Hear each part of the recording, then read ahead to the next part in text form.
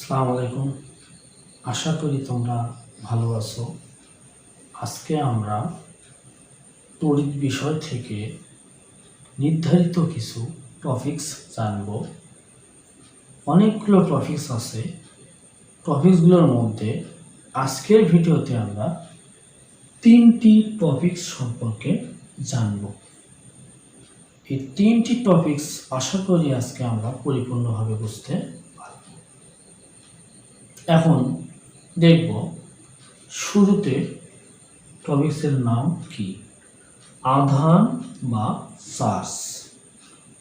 আমরা জানি পরমাণুতে 3 প্রকারের মৌলিক কণিকা থাকে। একটি প্রোটন, পরেরটি ইলেকট্রন, আরেকটি নিউট্রন।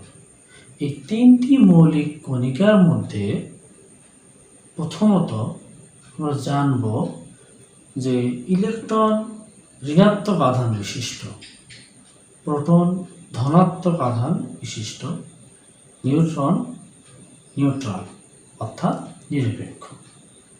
এই যে আমরা জানলাম যে প্রোটন ও ইলেকট্রন দুইটা কিন্তু পরস্পর বিপরীতধর্মী।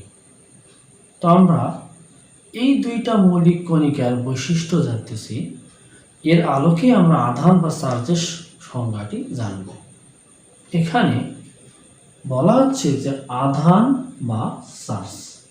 যদি আমি প্রশ্ন করি আধান বা চার্জ কি, তাহলে আমরা বলতে পারি যে পরমাণুর মৌলিক কণিকা ইলেকট্রন ও প্রোটনের মৌলিক ও বৈশিষ্ট্যমূলক ধর্মকেই আধান বা চার্জ বলে। আমি আবার বলতেছি, পরমাণুর মৌলিক কণিকা ইলেকট্রন ও প্রোটনের মৌলিক ও বৈশিষ্ট্যমূলক ধর্মকে আধান বা চার্জ বলে। এখন জানব আধান বা চার্জ কয় প্রকার। আধান বা চার্জ 2 প্রকার, একটি ধনাত্মক আধান, অপরটি ঋণাত্মক আধান। এখন যদি কোনো একটা বস্তুর আধান বা চার্জ খুব ক্ষুদ্র মানের হয়, অর্থাৎ একটি চার্জিত বস্তু তার আকার বা আকৃতি খুবই ক্ষুদ্র, তাহলে ওই বস্তুর চার্জকে আমরা বলতে পারি বিন্দু আধান বা চার্জ। তাহলে ক্ষুদ্র চার্জিত বস্তুর আধানকে বা চার্জকে বিন্দু চার্জ বলে। এখানে আরো একটা কথা বলা যেতে পারে, প্রশ্ন হতে পারে বিন্দু চার্জ বা আধান কি। তাহলে সরাসরি আমরা বলতে পারি খুব ক্ষুদ্র বস্তুর চার্জ বা আধানকে বিন্দু চার্জ বা আধান বলে। আশা করি আধান বা চার্জটি বুঝতে পেরেছি। এখন দেখব আমরা তড়িৎ বা বিদ্যুৎ। এখন এখানে প্রশ্ন হলো যে এই যে আমরা আধান বা চার্জ জানলাম, এই আধান বা চার্জটি 2 ধরনের বৈশিষ্ট্য প্রকাশ করে। সেটা কি রকম? একটা স্থিতি অবস্থায় থাকতে পারে আর একটা গতিশীল অবস্থায় থাকতে পারে। তাহলে আমরা এখন তড়িৎ বা বিদ্যুতের সংজ্ঞায় বলতে পারি আধান বা চার্জের স্থিতি বা গতিশীল যে ফলস্বরূপ প্রকাশ পাওয়া যায় তাকেই তড়িৎ বা বিদ্যুৎ বলে।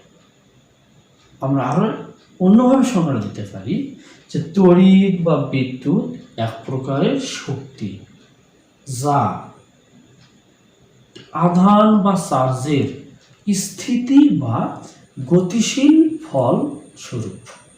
অর্থাৎ একটি বস্তুর যদি চার্জটি স্থিতিশীল থাকে অথবা গতিশীল থাকে, এখন এই চার্জটি স্থিতিশীল বা গতিশীল যে অবস্থায় থাক না কেন, সে যে ফলটা প্রকাশ করতেছে তাকে বলতেছি আমরা তড়িৎ বা বিদ্যুৎ। তাহলে আমরা কি জানলাম? তড়িৎ বা বিদ্যুৎ এক প্রকার শক্তি যা তড়িৎ আধান বা চার্জের স্থিতিশীল বা গতিশীল ফল স্বরূপ। অর্থাৎ আধান স্থিতিশীল থাকলে যে ফল প্রকাশ করে অথবা গতিশীল থাকলেও যে ফল প্রকাশ করে তাই তড়িৎ বা বিদ্যুৎ। এখন আমরা জানব এই তড়িৎ বা বিদ্যুৎ কয় প্রকার। তড়িৎ বা বিদ্যুৎ দুই প্রকার। কয় প্রকার? দুই প্রকার। এক নম্বর আমরা লিখতে পারি স্থির তড়িৎ। দুই নম্বর লিখতে পারি চল তড়িৎ। তড়িৎ কয় প্রকার? দুই প্রকার। একটি স্থির তড়িৎ, অপরটি চল তড়িৎ। জানব স্থির তড়িৎ সম্পর্কে। যদি কোনো তড়িৎ বা বিদ্যুৎ কোনো বস্তুতে স্থির অবস্থায় থাকে তখন আমরা সেই তড়িৎটাকে বলবো স্থির তড়িৎ। অর্থাৎ এখানে আধান গতিশীল থাকবে না। আধান কি অবস্থায় থাকবে? স্থির অবস্থায় থাকবে। এই স্থির তড়িৎটা কিভাবে সৃষ্টি হতে পারে? দুইটি বস্তু, একটি বস্তু একটি বস্তু পরস্পর কি হলো? ঘর্ষণ দিল। এতে কি হলো? একটি বস্তু ইলেকট্রন ত্যাগ করবে, অপর একটি বস্তু ইলেকট্রন গ্রহণ করবে। যে ইলেকট্রন ত্যাগ করলো ধনাত্মক চার্জে চার্জিত হলো, যে ইলেকট্রন গ্রহণ করলো সে ঋণাত্মক চার্জে চার্জিত। এই দুটি বস্তুর মধ্যে চার্জ কি অবস্থায় আছে? স্থির অবস্থায় আছে। সুতরাং এখানে এই স্থির চার্জ কোন তড়িতের সৃষ্টি করবে? স্থির তড়িতের সৃষ্টি করবে। উদাহরণস্বরূপ বলতে পারি যখন আকাশের মেঘে বজ্রপাত সৃষ্টি হয় সেখানে স্থির তড়িতের সৃষ্টি হয়। আমরা সচরাচর প্রতিনিয়ত চুল আঁচড়িয়ে থাকি চিরুনি দিয়ে। এই চিরুনি দিয়ে যখন চুলকে আমরা আঁচড়াই, এই চিরুনি কি করে? কাগজের ছোট ছোট টুকরোগুলোকে আকর্ষণ করে। এখানে কোন ঘটনাটি ঘটে? এই চিরুনি দিয়ে চুল আঁচড়ানোর ফলে এই চিরুনিটা চার্জিত হয়ে যায়। এই চার্জিত হওয়ার কারণে কি করে? সে কাগজের ছোট ছোট টুকরোগুলোকে আকর্ষণ করে। এখানে এর মধ্যে কোন তড়িৎ আছে? স্থির তড়িৎ আছে। কিভাবে জানলাম? যে এই চিরুনির মধ্যে চার্জিত হয়ে চার্জগুলো স্থির অবস্থায় আছে, সে গতিশীল হতে পারেনি। তাই এই চিরুনির মধ্যে স্থির চার্জ স্থির তড়িতের সৃষ্টি করে। তাহলে সর্বশেষে বলতে পারি যে কোনো পরিবাহীর মধ্যে আধান বা চার্জ স্থির থাকার কারণে যে তড়িতের সৃষ্টি করে তাকে বলবো আমরা স্থির তড়িৎ। এবার জানবো চল তড়িৎ। স্পষ্টভাবে বুঝতেই পারতেছি এইটার অবশ্যই এটা বিপরীত। যা আসলে এখানে তড়িৎ স্থির ছিল, এখানে অবশ্যই তড়িৎটা গতিশীল থাকবে। এখানে কি বলতে পারি? যে কোনো পরিবাহীর মধ্য দিয়ে যদি তড়িৎ নিরবিচ্ছিন্নভাবে পরিবাহিত হতে থাকে তাকে বলবো আমরা চল তড়িৎ। এই চল তড়িৎটা কিভাবে সৃষ্টি হবে? আধান বা চার্জের গতিশীলতার কারণেই এই চল তড়িৎ সৃষ্টি হবে। অর্থাৎ একটা পরিবাহীর মধ্য দিয়ে যখন চার্জ গতিশীল থাকবে নিরবিচ্ছিন্নভাবে তখনই কিসের সৃষ্টি হবে? চলতড়িতের সৃষ্টি হবে। আমরা তড়িৎ প্রবাহতে গিয়ে কিভাবে চলতড়িৎটা প্রবাহিত হতে থাকে, কিভাবে সৃষ্টি হতে থাকে আমরা অবশ্যই জানব। তাহলে এখানে উদাহরণস্বরূপ কি বলতে পারি?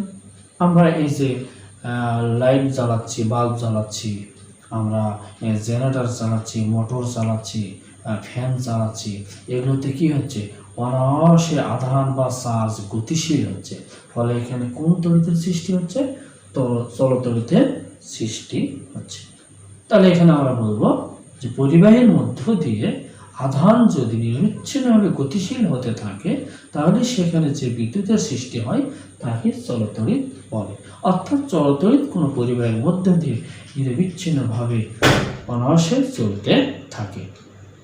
তাহলে আমরা জানলাম তড়িৎ বা বিদ্যুৎ দুই প্রকার, স্থির তড়িৎ, চল তড়িৎ। এখন জানব তড়িৎ ক্ষেত্র। তড়িৎ ক্ষেত্র জানার আগে আমরা একটু রিভিউ করব।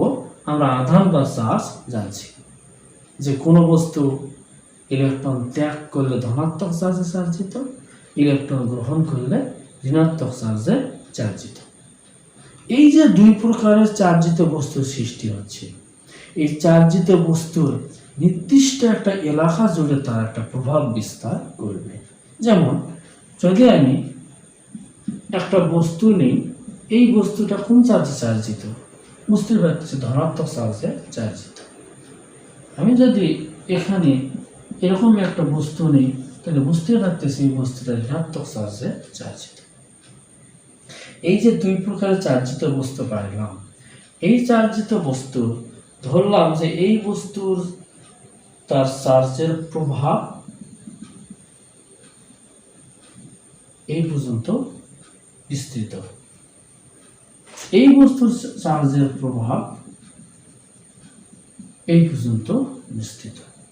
তাহলে আমি বলতে পারি যে এই চার্জিত বস্তুর এই অঞ্চল জুড়ে তার প্রভাবটা বিদ্যমান, এই চার্জিত বস্তুর এই অঞ্চলটি জুড়ে তার প্রভাব বিদ্যমান, অর্থাৎ এর বাহিরে এর প্রভাব বিদ্যমান নয়।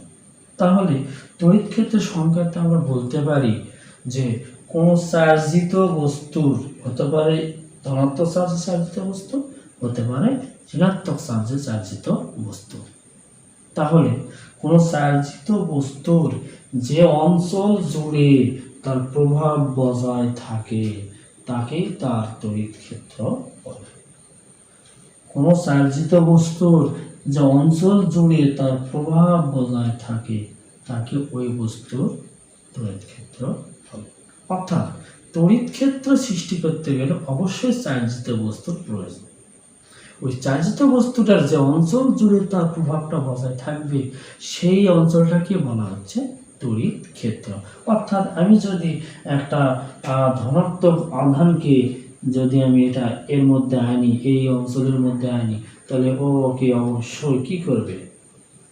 বিকর্ষণ করবে।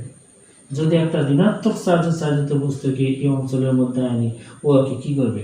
আকর্ষণ করবে। তার মানে কি, এই তার নির্দিষ্ট একটা অঞ্চলের মধ্যে ধনাত্মক চার্জ আসুক আর ঋণাত্মক চার্জ আসুক, তার উপর সে একটা কি করতেছে? প্রভাব বিস্তার করতেছে, কারণ তো সেই অঞ্চলের মধ্যে সেটা প্রবেশ করেছে।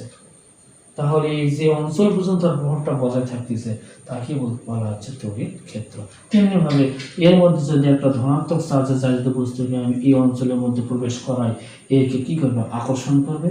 আবার যদি একটা ঋণাত্মক চার্জে চার্জিত বস্তুকে এই অঞ্চলের মধ্যে প্রবেশ করায়, একে কি করবে? বিকর্ষণ করবে। তাই তো বলা হচ্ছে যে কোনো চার্জিত বস্তুর যে অঞ্চল জুড়ে তার প্রভাবটা বজায় থাকতেছে তাকে বলা হচ্ছে তড়িৎ ক্ষেত্র। সুপ্রিয় শিক্ষার্থী, এর পরের ভিডিওতে আমরা তড়িৎ বিভব সম্পর্কে বিস্তৃত জানব। এই আশায় আজকে এখানেই শেষ করেছি। আল্লাহ হাফেজ।